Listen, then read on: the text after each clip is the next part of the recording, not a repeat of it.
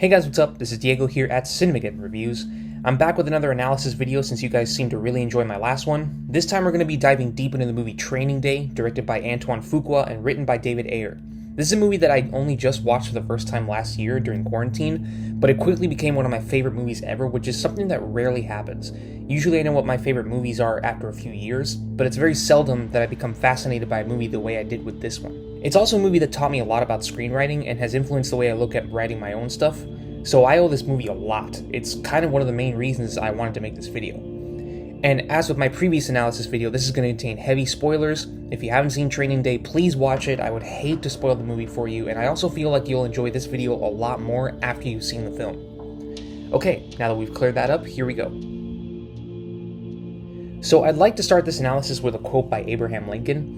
"Nearly all men can stand adversity, but if you want to test a man's character, give him power." This is a theme we'll be exploring a lot over the course of the video, as it's absolutely critical to the movie's plot, its message, and its two central characters.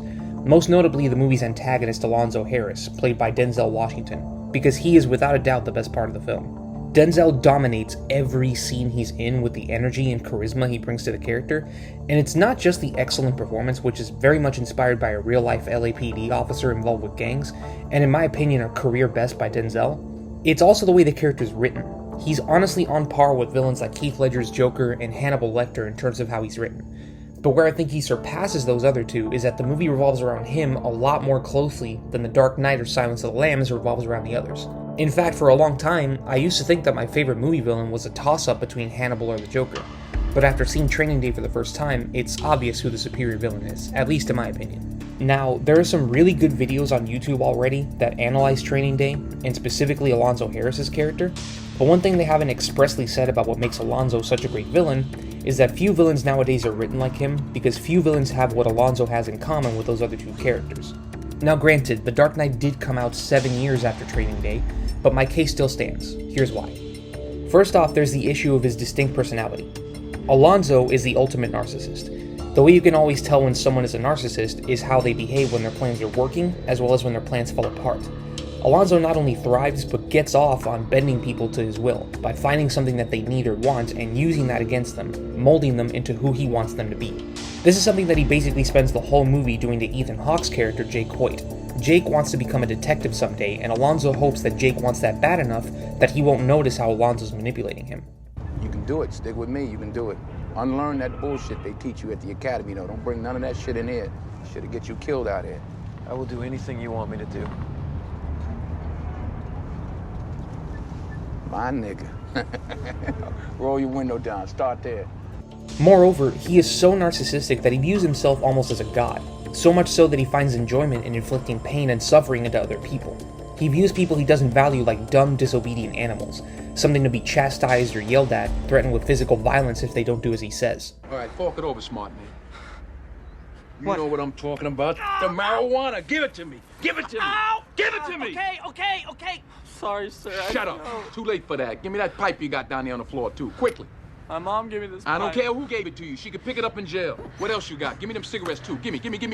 Hey, control your suspect. Miss, palms on the glass. You move those hands, I'll slap the taste out of your mouth. You understand me? Put your face right up against the glass. Right there. Like all narcissists, he disguises his manipulation of people behind a friendly face. If anyone is angry or in any sort of disagreement with Alonzo, he'll quickly find a way to appeal to them through lies and epic stories of his many years of professional experience. Let me ask you this. When do you lock anybody up? I mean, it seems like you're pretty busy keeping people out. What the fuck you talking about? You know what you're talking about, bitty boot. Got nothing but shit between your ears. Shit, they build jails because of me. Judges have handed out over 15,000 man-years of incarceration time based on my investigations, okay? My record speaks for itself. How many felons have you collared? Huh? Yeah, I rest my case.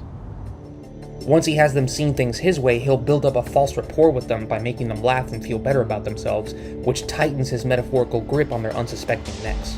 It's only when Jake gets the best of Alonzo at the end of the film that we see how he as a person completely unravels. Alonzo has to boast and yell out to everyone in the neighborhood that he's in charge, to assert his power, and more importantly, to try to retain control, because without control, he's no one.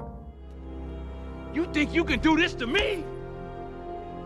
You motherfuckers will be playing basketball in Pelican Bay when I get finished with you. Shoe program, nigga. 23-hour lockdown. The second thing you should know about Alonzo is he's an excellent strategist. Nearly everything he says and does throughout the runtime is a part of his plan, and speaks to who he is as a person. And just when you think he can't surprise you and scare the shit out of you any further, he pulls the rug out from under you. And it's always these surprises that you remember the most. In the case of Hannibal Lecter, it was the scene where he breaks out of prison and kills those two officers. In the case of the Joker, it's when he kills Rachel Dawes and disfigures Harvey Dent, destroying in essence who he is.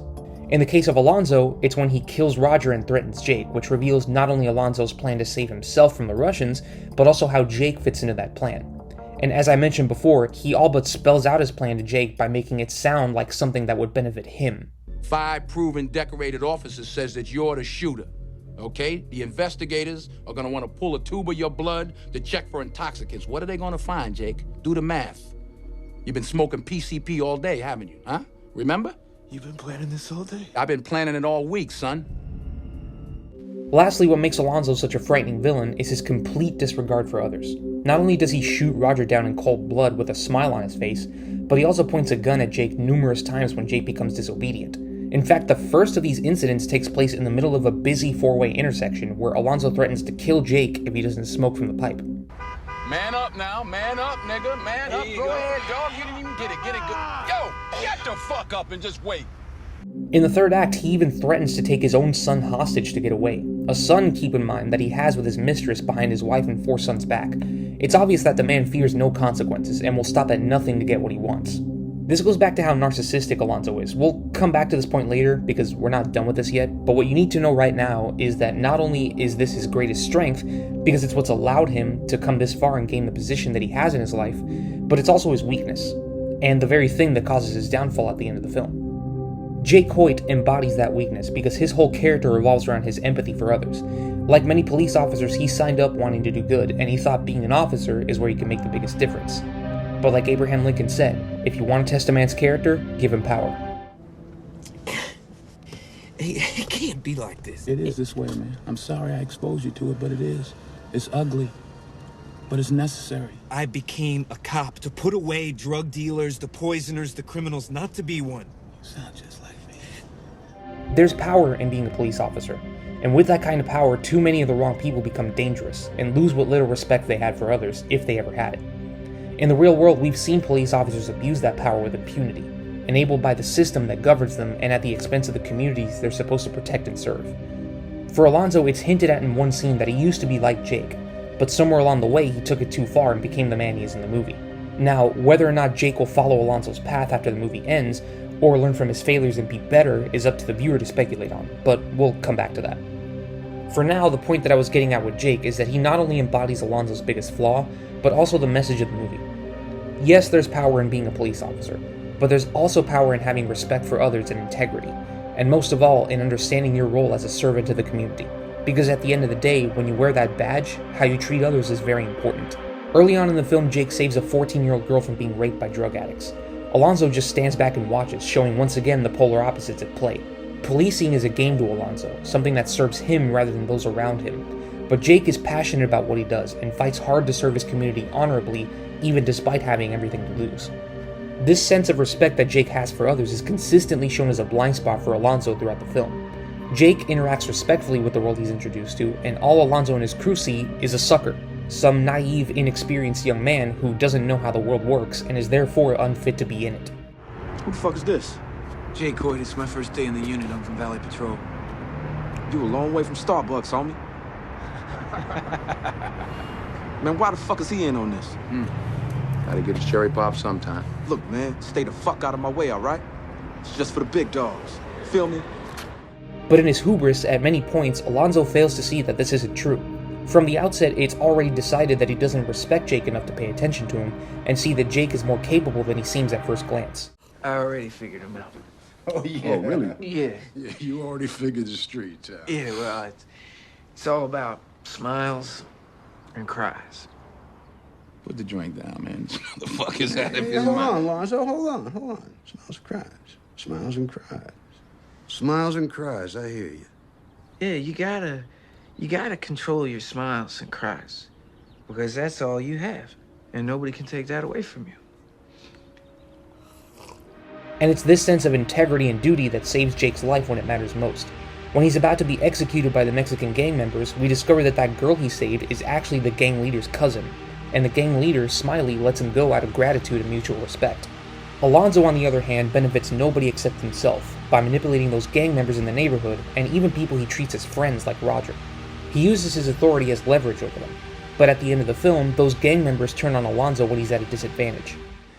Somebody drop this fool for me.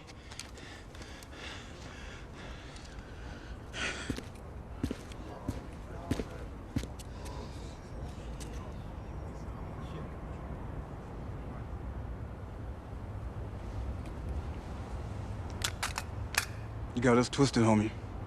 You gotta put your own work in around here. It's like that, Bone? It's like that. And not only that, they also help Jake get away with a bag full of money so he can incriminate Alonzo in his unit and clear his own name. And I don't even need to say anything to emphasize the message this sends right here. Jake says it best. Give me the money and let me go. Come on, Jake. That's right. Come on, Jake. You don't deserve this. Now let's go back a minute to what I said earlier about Alonzo's disregard for life. Earlier I mentioned that Alonzo's biggest strength and biggest weakness is that he will callously murder his own family if it means he can save himself. That's pretty much the whole reason he's in the situation he's in. Smiley tells Jake that Alonzo's a hothead, who beat a Russian to death in Las Vegas who turned out to be someone pretty high up in the Russian mob, and now Alonzo's running out of time to pay them back for his mistake. In the film, Alonzo's plan is to use Jake as a scapegoat for all the crimes he has to commit in order to get the money he needs to pay back the Russians. What he didn't expect was for Jake to suddenly jump out of a moving car and save that girl, because Jake is a man of integrity. It ends up becoming a domino effect for him. So in the third act, Alonzo, with his back against the wall, ends up destroying all he's built, and it's all his fault. And like all narcissists when they become powerless, he's in complete denial, because God forbid, even for one moment, he's not in control. Yeah, that's right, you better walk away. Go on, walk away, cause I'm gonna burn this motherfucker down. King Kong ain't got shit on me! At the end of the movie, Alonzo gets killed by the Russians, and it's because of this very flaw, that he doesn't respect anything or anyone. Not the people in his life, not the responsibility of being a law enforcement officer, not even the fact that there are others more powerful than him. Most of all, he died because the one person he couldn't control had all the power he needed to take him down, and he did it without killing a single person, without lying, and without stealing. As for Jake, he turns in the evidence and goes home for the night as the film fades out, back to his wife and little girl, and hopefully to a well-deserved promotion in the future. This takes us back to the other point I was making earlier. Earlier in the film, Jake says this. They're not like you. You know what I learned today? I'm not like you. This is entirely up for speculation, but because I believe in the best of people, naive as I may be sometimes, I'd like to think that after the events of this movie, as long as Jake remembers what he said and still understands the value of respect and integrity, I'd like to think that he's still out there and still making a positive difference as an LAPD officer. Now, as a side note, as for the events after the film, there was a very short-lived TV series that serves as a follow-up to the film starring the late Bill Paxton. I haven't seen this show, but from what I heard, it didn't live up to the original movie and was also just another generic police procedural anyway, so I'm not keen on watching it. That being said, it doesn't tie in that much to the original film, at least based on what I know about it, so I imagine it also doesn't make it weaker in any way. All in all, Training Day is a masterfully written, acted, and directed film. This is easily Denzel Washington's best performance, as well as from Ethan Hawke, and I consider this movie to be screenwriting 101. Anyone who wants to become a filmmaker can learn a lot from this movie, but more than that, I think movies like this one are as relevant now as they were when they first came out. I'd encourage anyone to watch Training Day, not just because of its message, but also because it's a great film. This is one of my top 10, maybe top 5 favorite movies, and I only just saw it for the first time last year. And with that said, my rating for Training Day is, of course, 10 out of 10. So what are your thoughts on Training Day? Have you seen the movie? Do you like it? And what's your takeaway from it? Let me know in the comments. Also, what other movies or TV shows would you like me to talk in depth about next? My previous video was about The Falcon and the Winter Soldier, and you guys seem to really like that one, so perhaps another MCU story? If so, which one?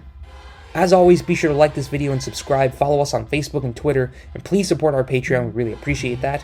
Thank you guys so much for watching. This is Diego for Cinemageddon Reviews, and I'll see you on the Wasteland. We wolves, baby. We wolves. Come on. full moon make my blood curl. Got me stuck in opposition in the underworld. Savage beast like wolves when we roaming these beats. And what beliefs fuck peace go